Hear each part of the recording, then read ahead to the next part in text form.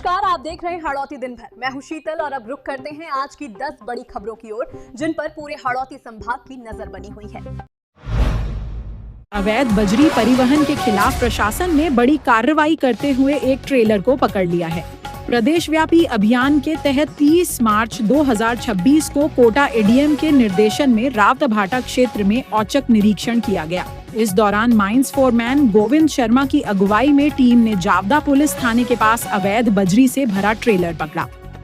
जांच में सामने आया कि वाहन चालक के पास कोई वैध दस्तावेज नहीं थे, जिसके चलते ट्रेलर पर 4,24,000 रुपए का जुर्माना लगाया गया। मौके पर जुर्माना जमा नहीं होने पर ट्रेलर को जावदा थाने में जब्त कर सुपुर्द कर दिया गया। कार्रवाई की खबर मिलते ही इलाके में अवैध खनन से जुड़े लोगों में हड़कंप मच गया। इस अभियान में नरेंद्र हाड़ा, होमगार्ड अरविंद भांभू और हरविंद्र सिंह भी टीम के साथ मौजूद रहे। कोटा एडीएम अविनाश कुलदीप ने स्पष्ट कहा है कि अवैध खनन और परिवहन के खिलाफ ऐसी सख्त कार्रवाई आगे भी लगातार जारी रहेगी। ऊर्जा मंत्री हीरालाल नागर ने थर्मल पावर यूनिट्स को लेकर चल रही अटकलों पर विराम लगा दिया है। उन्होंने साफ कहा है कि प्रदेश में कोई भी थर्मल यूनिट बंद नहीं होगी और इस तरह की खबरें पूरी तरह भ्रामक हैं। मंत्री नागर ने किसानों को बड़ी राहत देते हुए घोषणा की कि गेहूं की खरीद न्यूनतम समर्थन मूल्य यानी एमएसपी के साथ 150 रुपए बोनस देकर की जाएगी। बेमौसम बारिश से हुए नुकसान को लेकर उन्होंने अधिकारियों को तुरंत सर्वे कराने और गिरदावरी रिपोर्ट जल्द तैयार करने के निर्देश दिए हैं, ताकि किसानों को समय पर मुआवजा मिल सके। पेयजल व्यवस्था को लेकर भी सरकार सतर्क है। जहां पाइपलाइन नहीं है, वहां टैंकरों के जरिए पानी पहुंचाने के निर्देश दिए गए हैं। बिजली संकट से बचने के लिए केंद्र से अतिरिक्त बिजली खरीदने की प्रक्रिया भी जारी है, ताकि प्रदेश में निर्बाध बिजली आपूर्ति सुनिश्चित की जा सके।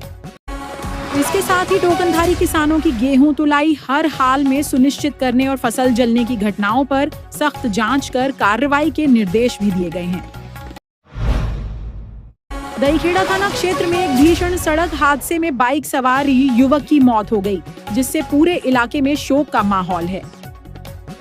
जानकारी के अनुसार 25 वर्षीय भंवरलाल मीणा अपनी मोटरसाइकिल से कहीं जा रहे थे, तभी रास्ते में एक अज्ञात वाहन ने उन्हें जोरदार टक्कर मार दी।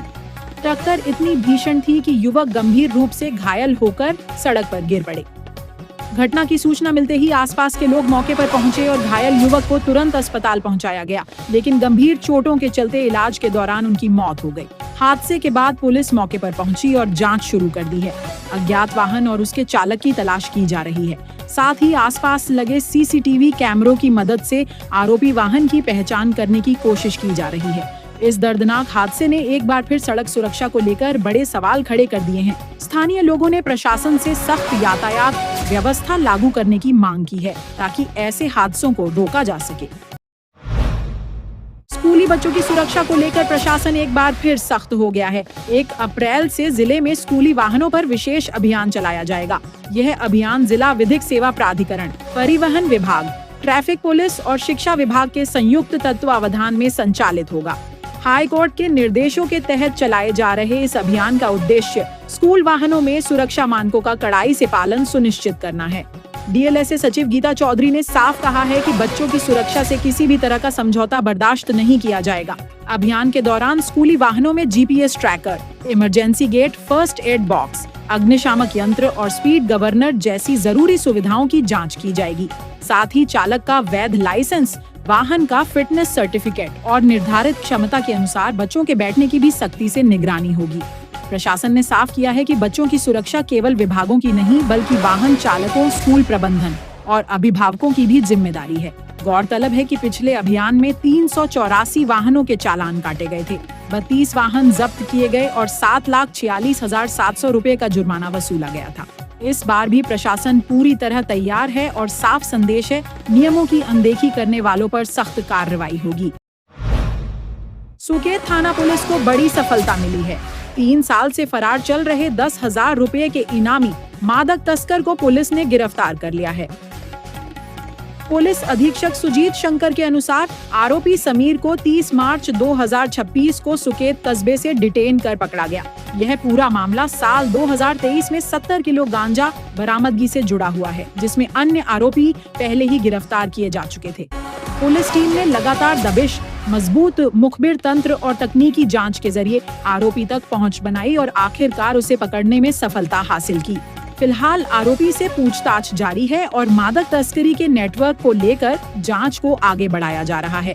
पुलिस का कहना है कि इस कार्रवाई से क्षेत्र में नशा तस्करों के खिलाफ बड़ा संदेश गया है।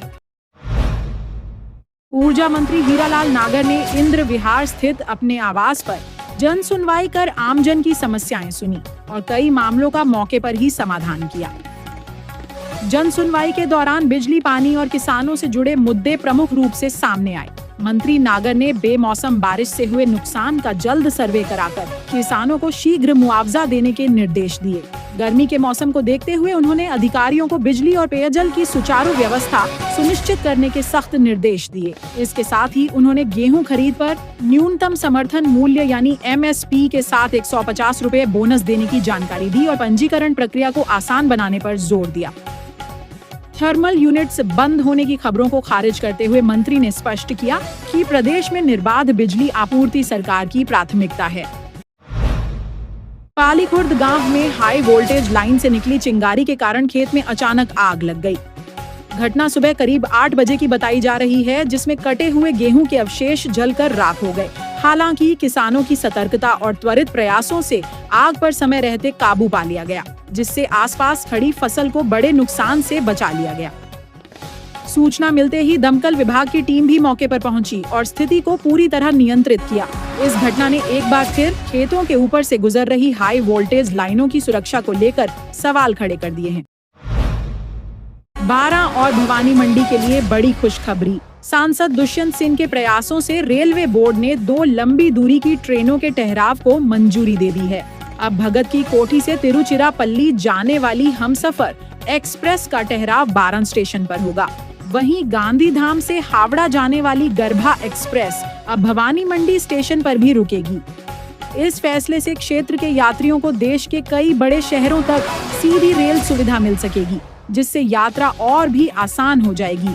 हालांकि ट्रेनों के ठहराव की शुरुआत की तारीख जल्द घोषित की जाएगी। बूंदी के रायथल से दर्दनाक तस्वीरें। बेमौसम बारिश और तेज आंधी ने किसानों की मेहनत पर पानी फेर दिया है। रायथल तहसील में गेहूं, चना और सरसों की तैयार फसलें खेतों में बिछ गई हैं।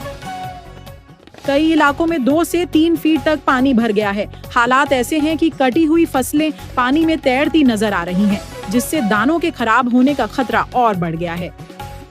सिर्फ अनाज ही नहीं, मिर्च, टमाटर और लहसुन जैसी सब्जी फसलें भी इस आपदा की चपेट में आ गई हैं।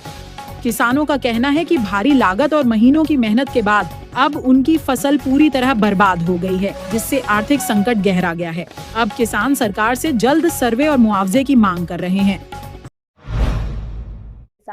तो ये थी आज की 10 बड़ी खबरें। अब दीजिए हमें इजाजत। कल रात ठीक 8:30 पर फिर होगी आपसे मुलाकात नई खबरों और ताजा अपडेट्स।